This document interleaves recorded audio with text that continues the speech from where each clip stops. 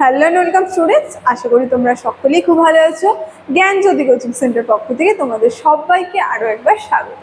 তো আমি মীরা ম্যাম, আমি আজ তোমরা যারা বাঁকুড়া ইউনিভার্সিটির আন্ডারে পড়ছো, তোমাদের ফার্স্ট সেমিস্টার মেজর আর মাইনর পেপার বেঙ্গলি যে সিলেবাস রয়েছে, সেই সিলেবাস ভিত্তিক আজ যেই টপিকটি নিয়ে আমি তোমাদের সঙ্গে আলোচনা করব, সেটা তোমরা স্ক্রিনে দেখতে পাচ্ছ, দেওয়াই রয়েছে।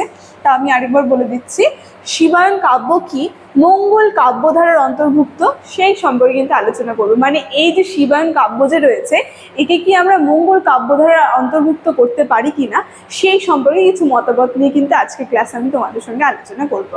ঠিক আছে? তবে ক্লাসটি শুরু করার পূর্বে তোমাদের সঙ্গে আগে খুবই গুরুত্বপূর্ণ একটা ইনফরমেশন আমি জানিয়ে দিয়ে যাই। তোমরা যারা ভাবছো আমাদের সঙ্গে এই সেমিস্টারে অনলাইন ক্লাস বা নোটসের জন্য আমাদের সঙ্গে যোগাযোগ করবে, তাদেরকে বলে দিই আমাদের সঙ্গে যোগাযোগ করতে হলে দেখো নিচে দুটি নাম্বার দেওয়া আছে এখানে। এই নাম্বার দুটি হচ্ছে আমাদের Gyanjyoti coaching centre official helpline number. যে কোনো একটি নাম্বারের মধ্যে কল করে কিন্তু তোমরা আমাদের সঙ্গে যুক্ত হয়ে যেতে পারবে। তার সঙ্গে তোমাদের এই সেমিস্টারের কোর্সে কী আছে সেটা আমি বলে দিচ্ছি। বাঁকুড়া ইউনিভার্সিটির আন্ডারে যারা রয়েছে, ফার্স্ট সেমের কোর্স ফি রাখা হয়েছে 599। ঠিক আছে? তো যারা ভাবছো আমাদের সঙ্গে যোগাযোগ করবে, যে কোনো একটি নাম্বারের মধ্যে কল করে নিয়ে কিন্তু তোমরা আমাদের সঙ্গে যোগাযোগ করে নিতে পারবে। ঠিক আছে? তাহলে ক্লাসের আলোচনায় আমি চলে যাচ্ছি। প্রথমে বলেছি আজকের আমার আলোচনার বিষয় হচ্ছে শিবায়ন কাব্যকে কি আমরা মঙ্গল কাব্যধারার অন্তর্ভুক্ত করতে পারি কিনা, সেই সম্পর্কে আলোচনা। চলো আমরা দেখি কি বলছে। দেখো, প্রথমে সংজ্ঞাতে বলা হচ্ছে যে সাধারণভাবে শিবায়ন কাব্যটি মঙ্গল কাব্যধারার অন্তর্ভুক্ত হলেও কোনো কোনো সমালোচক একে মঙ্গল কাব্যধারা বলতে রাজি নেই। ঠিক আছে? মানে এই যে শিবায়ন কাব্য যে রয়েছে, একে আমরা মঙ্গল কাব্যধারার অন্তর্ভুক্ত করতে পারি, কিন্তু কোনো কোনো সমালোচক কিন্তু এই শিবায়ন কাব্যকে মঙ্গল কাব্যধারা বলে মেনে নিচ্ছে না।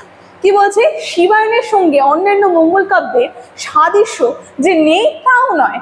অন্যান্য মঙ্গল কাব্য যেমন কোনো দেবদেবীর মাহাত্ম্য প্রচার করা হয়েছে, শিবায়নে কিন্তু তেমনই শিবের মাহাত্ম্য প্রচলিত হয়েছে। মানে আমরা যদি দেখি একটু ভালো করে, মঙ্গল কাব্যের মধ্যে অন্যান্য দেবদেবীর মাহাত্ম্য আর কি লেখা হয়েছে, কিন্তু এই যে শিবের যে কাব্য রয়েছে শিবায়ন কাব্য, এখানেও কিন্তু শিব একজন দেবতা এবং তারও সেই বিষয় সম্পর্কে কিন্তু এই কাব্যের মধ্যে লেখা হয়েছে। মানে একটা মিল কিন্তু আমরা দেখতে পাচ্ছি। তা সত্ত্বেও আমরা দেখব বিভিন্ন ক্ষেত্রে কিন্তু এই শিবায়ন কাব্যকে মঙ্গল কাব্যধারার অন্তর্ভুক্ত করছে না।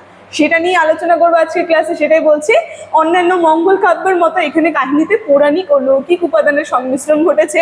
ঠিক আছে? বর্ণনা ভক্তির দিক থেকেও শিবায়ন কবিরা অন্যান্য মঙ্গল কাব্যের কবিদের বর্ণনা রীতিকেই অনুসরণ করেছে, কিন্তু তবুও আমরা দেখব অন্যান্য মঙ্গল কাব্যের সঙ্গে শিবায়ন কাব্যের কিন্তু বিশেষ পার্থক্য রয়েছে। পার্থক্য কিন্তু অনেকটা আমরা দেখতে পারবো, সেটাই এখানে আলোচনা। পার্থক্যগুলি আমি নিচে আলোচনা করছি। ঠিক আছে? দেখো, প্রথমে চলে যাচ্ছি প্রথম পয়েন্টে। কি বলছে?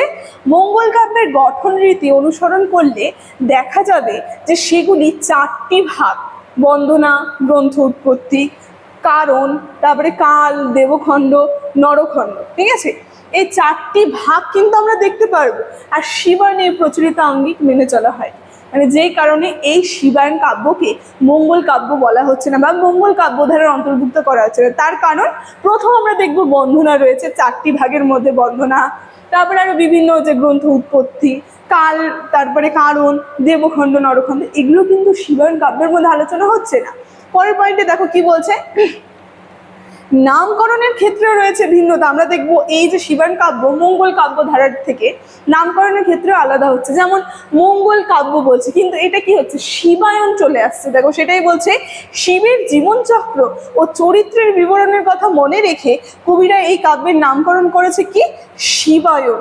এবং এই নামকরণ অনেকটা রামায়ণের সাদৃশ্যবাচক। আমরা দেখব মঙ্গল কাব্যের মধ্যে কিন্তু পড়ছে না, রামায়ণের সঙ্গে কিন্তু একটা মিল যাচ্ছে। যেমন রামের চরিত্র যেখানে রয়েছে সেটা হচ্ছে রামায়ণ, তাহলে শিবের চরিত্র যেখানে রয়েছে সেটা শিবায়ন হয়ে যাচ্ছে। কিন্তু মঙ্গল কাব্য কিন্তু বলা হচ্ছে না। ঠিক আছে?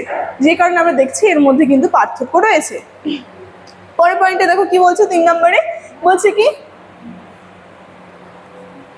প্রতিটি মঙ্গল কাব্যে স্বর্গের কোনো দেবদেবীর অভিশাপগ্রস্ত হয়ে মর্তে নবজীবন লাভ করেন। আমরা দেখব প্রত্যেকটা দেবদেবী যে রয়েছে মঙ্গল কাব্যের মধ্যে, তারা কি করে, স্বর্গের যে দেবদেবী রয়েছে তারা অভিশাপ প্রাপ্ত হয়ে মর্তে তারা এসে পড়ে। শিবায়নে কিন্তু এইরূপ কোনো সাব্রষ্ট দেবদেবীর পরিচয় নেই, এবং তার সঙ্গে শিব স্বয়ং এখানে মর্তে উপস্থিত হয়েছেন, মানে তিনি নিজে স্বইচ্ছায় মর্তে এসেছেন, এবং তিনি নিজের মহিমা প্রচার করতে চাইলেও ভয় দেখিয়ে, প্রলোভন দেখিয়ে কাউকে কাউকে শিব পূজা করতে বাধ্য করেননি। মানে অন্য দেবদেবী আমরা দেখবো মঙ্গল কাব্যের মধ্যে, মনসা মা, চণ্ডী, তারা কি স্বপ্নের মধ্যে ভয় দেখায়, তারপরে কিন্তু তাদের পূজা প্রচার করে বিভিন্ন তাদের যে ভক্ত রয়েছে তাদেরকে দিয়ে। শিব কিন্তু তা করেনি, ঠিক আছে? সেটা এখানে বলছে যেই কারণে পার্থক্য রয়েছে। সুতরাং দেব চরিত্র পরিকল্পনার দিক থেকে অন্যান্য কাব্যের সঙ্গে শিবায়নের একটি বড় ধরনের কিন্তু পার্থক্য রয়েছে, ঠিক আছে? দেখো 4 নম্বর পয়েন্টে কি বলছে, কাহিনী বর্ণনা যে রয়েছে সেখানে আমরা দেখবো কিছু মৌলিক পার্থক্য রয়েছে। যেমন লৌকিক জীবনকে অনুসরণ করে শিবের ভিখারি জীবন, তারপরে কৃষিকার্যে আত্মনিয়োগ এবং যৌনকা বান্দিনীর সঙ্গে অবৈধ প্রণয়ের চেষ্টা, তার সঙ্গে দাম্পত্য কলহ প্রভৃতি বিষয়গুলি অন্যান্য মঙ্গল কাব্যে দেবদেবীর মধ্যে পাওয়া যায় না। মানে শিবের বর্ণনা যে রয়েছে শিবায়নের মধ্যে যেই সমস্ত বিষয় আমরা তা দেখবো মঙ্গল কাব্যের মধ্যে কিন্তু এই বিষয়গুলোর বর্ণনা পাওয়া যাচ্ছে না। দেখো 5 নম্বর পয়েন্টে কি বলছে, কোনো মঙ্গল কাব্যে কোনো দেবদেবীর গৃহস্থ জীবনের বর্ণনা নেই। আমরা দেখবো শিবায়ন কাব্যের মধ্যে শিবের যে গৃহস্থ জীবন রয়েছে, মানে যেখানে তিনি জীবনযাপন করছেন সাধারণ মানুষের মতো, এই বর্ণনা কিন্তু আছে, যেটা আমরা দেখবো মঙ্গল কাব্যের মধ্যে কিন্তু সেই বর্ণনাগুলো নেই। এবং কি বলছে, একমাত্র ব্যতিক্রম দেখবো আমরা শিবায়নের মধ্যে, ঠিক আছে, যার মধ্যে বিভিন্ন আমরা দেখবো এই মানে নিজের যে গৃহস্থ জীবন, শিব নিজের যে বাস্তব জীবন কিভাবে কাটাচ্ছে সেই সম্পর্কে কিন্তু আলোচনা করে, মানে একদম সাধারণ মানুষের সাধারণ পতি হিসেবে সেটা। তো পরিশেষে আমরা বলতে পারি এই কাব্যধারার প্রতিভাবন কবি যথেষ্টই অভাব আছে, এবং রামকৃষ্ণ ও তার রামেশ্বর বাদকে দিয়ে শিবায়ন কাব্য রচিত হয়েছে তৃতীয় শ্রেণীর কবিদের মাধ্যমে, ঠিক আছে? আমরা কিন্তু তা দেখতে পারবো। দেখো, তো এই ছিল আজকে ক্লাসের আলোচনা। ইনফরমেশন আমি ক্লাসের শুরুতে আলোচনা করে দিয়েছি। আজকের আলোচনার বিষয় আমি এখানে রাখছি। দেখা হচ্ছে এর পরের ভিডিওতে। তো সবাই ভালো থেকে সুস্থ থেকে, থ্যাংক ইউ।